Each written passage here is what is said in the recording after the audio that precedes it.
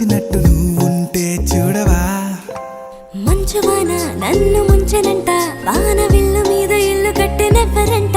ఈ లోకమంతా నిన్ను చూసినంట, ఏ దిష్టి నిన్ను తాకకుండా ఇంటిలోన దాచుకుంటా. రంగు రంగు తారలన్నీ తొంగి తొంగి ఒక్కసారి చూస్తున్నా ఏంటిలా. ఆ పైన లేని వెన్నెలంత నేల మీదకొచ్చినట్టు నువ్వు